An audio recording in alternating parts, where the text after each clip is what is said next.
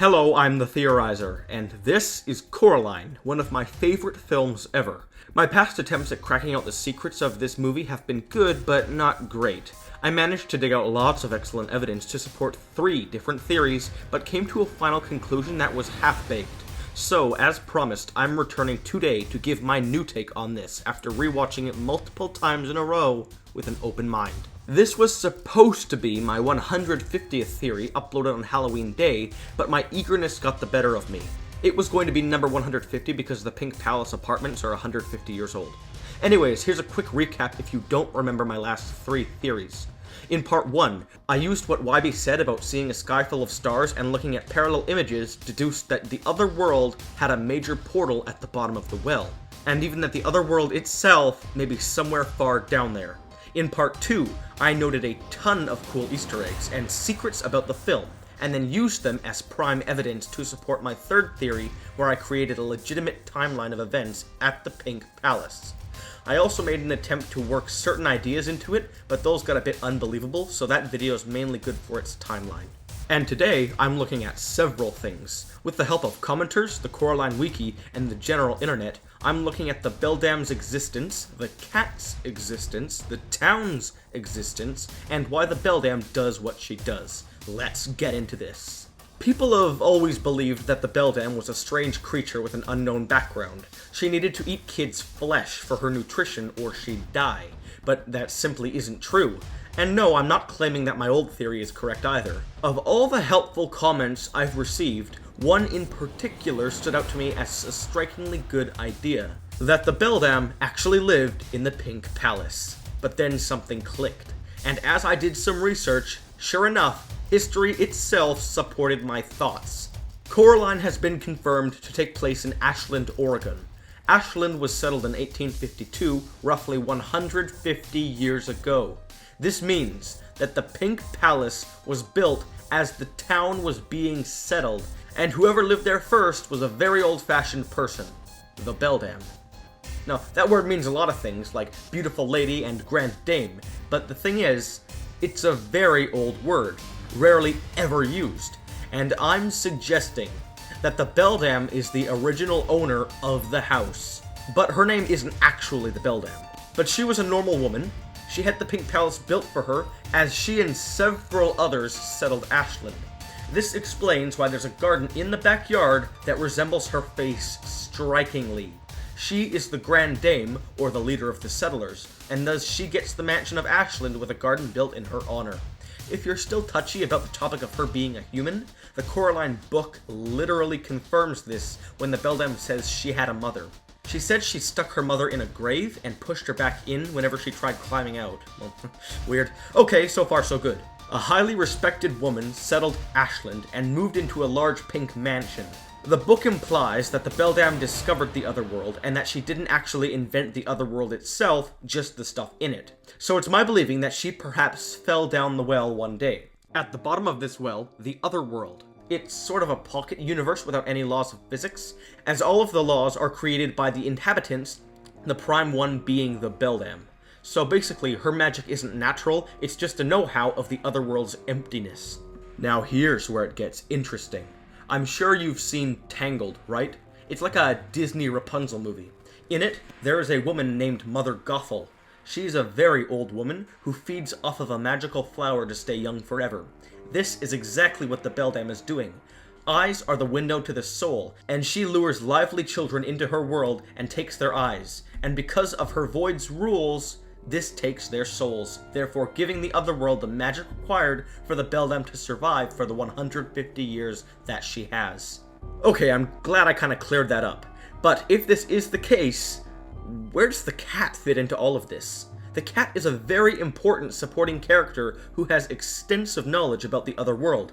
In my other theory, I just dismissed him as being curious and that he knows where the jumping mice portals are. But rewatching the film, I have another idea. The 2 crazy women downstairs give Coraline taffy. As Miss Forcible grabs a taffy dish, dates are shown beneath 3 different taffy bowls. I must remind you that these are the ladies who give Coraline psychic tea leaves and a savior triangle, so these dates must also be important. and after looking throughout the film a bit, I discovered that these dates match up with the years new people move into the Pink Palace. The grandmother's sister would have been taken in approximately 1960, the young boy in 1936, and the pioneer girl in 1921. And if the beldam has been out for her magical youth since 1852, one date in this pattern seems to be missing. The 1 year required for the beldam to live is somewhere around the year 1900, and this is where the cat ties in. My assumption is that the cat was that child, but the beldam did not succeed in taking his soul. She didn't have a way of trapping him, and it resulted in him escaping. Of course, he'd then grow old, eventually dying after 1960, and he'd be reincarnated around 30 years later to protect Wybie Lovat. This is why we see him so close to Wybie all the time. He's protecting him from the beldam. The beldam's skeleton-like state means that there was a period where she was desperate for magic. This caused her to have to replace various body parts that were decomposing.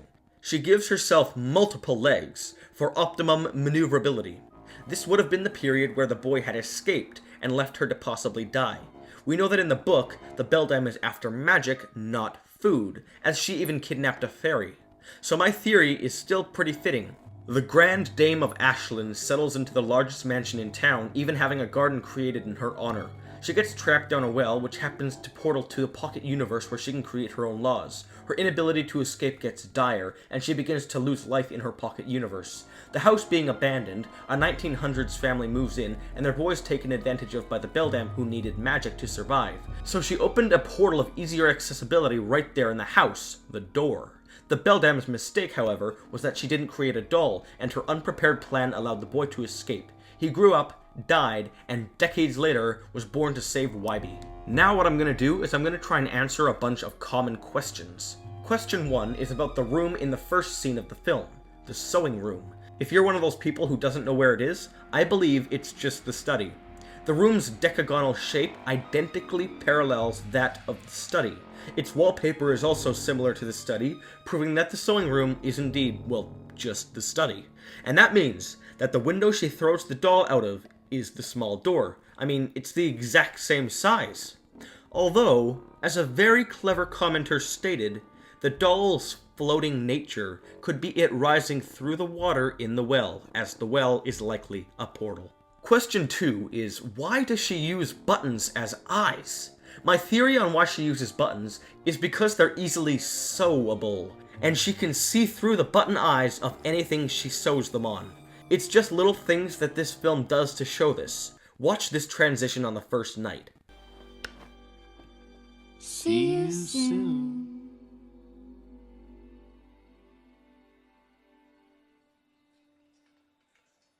See?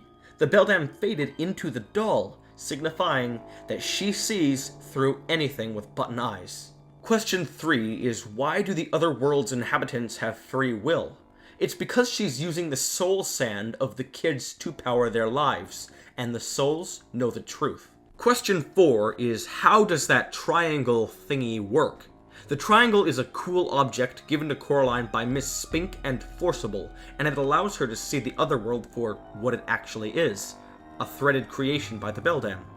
This triangle isn't magic, it's just an object from the real world, and looking through it shows things in the real world, such as the souls. Question 5 is, how does the doll really work? Something small I noticed is that Coraline goes into town with her mother and doesn't have the doll with her.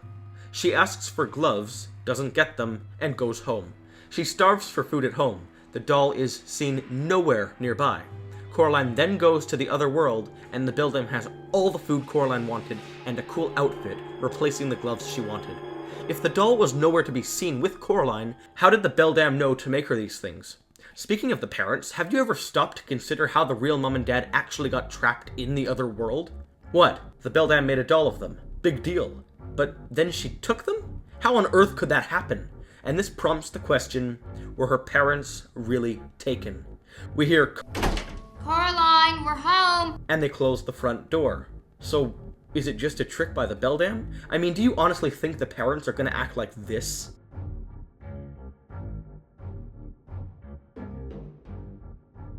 But the big thing here is the snow on their clothes, which instantaneously melts. It's a question I'd like you guys to ponder and comment what you think as for just exactly what the doll really does, and if the parents were really taken. I mean, this is the movie that goes so far as to get the area code of Portland, Oregon correct on the back of a moving truck, so all Easter eggs have full meaning. Question 6 is, what are all those toys doing in the passage? They're all over it, and you can't just say it's from kids dropping their toys in there, as they're on the ceiling too. I believe it's the Beldam's mice slaves bringing her objects to altar. The mice are another part of my theory I need to address. They know everything about the other world and can speak to Bobinsky somehow. The other mother uses mice as they can maneuver worlds easily and go through small portals like the ones the cat goes through. Also, they're good servants, as the littler amount of soul sand put in an object, the littler they will obey the soul, and the more they will obey the Beldam. And while on the topic of mice bringing objects for her to altar, why can't she create from scratch? This is a surprisingly common question, and the answer is, it's a void. She can't create things in a void. She needs things to be brought into it, things she can apply the non-physical rules to. Question 7 isn't really a question so much as an Easter egg. Research nobody has ever done. The ghosts in Coraline's dream are in a place where the backdrop is Starry Night, a painting by Van Gogh. Starry Night is believed to be a representation of isolation, and Van Gogh himself called it a starlit vault of heaven one can only call God. Now, I'm not too familiar with the Bible, but according to historical research people have done on this painting, the 11 stars represents Genesis 37:9, a verse that had to do with Joseph. And historians believe that Van Gogh identified Joseph with his art because, unlike Joseph, he was a dreamer and had just underwent years of imprisonment. Sound insanely familiar?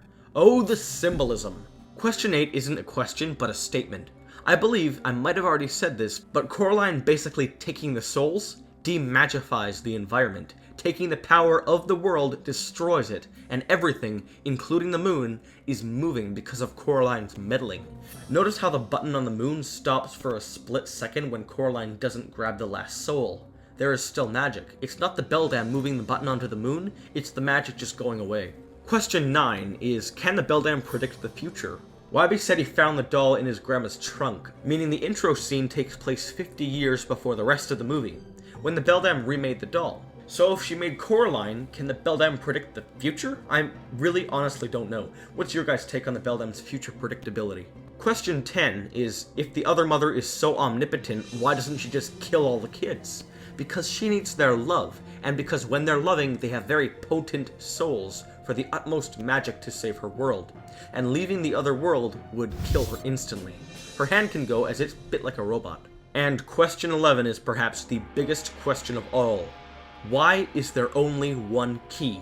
Why does the Beldam fail to replicate it? And if it's been confirmed that this world was discovered, not created, then why does the key have a button on it? Take to the comments. I honestly can't answer that question. What do you think? Plot hole? The final Easter egg I discovered was that Coraline has a little dragonfly or butterfly hair clip thing in all the time. Spirit animals are animals that reflect the spirit of a person. Here it is, my final timeline. The Grand Dame of Ashland, Oregon, settles into a mansion. One day she falls down a well, portaling her into an inescapable pocket universe that demands her creation. Years later, a family moves into the Dame's house, and desperate to stay alive, the Grand Dame creates magical laws in the non-physical world, stating that its magic can keep her living.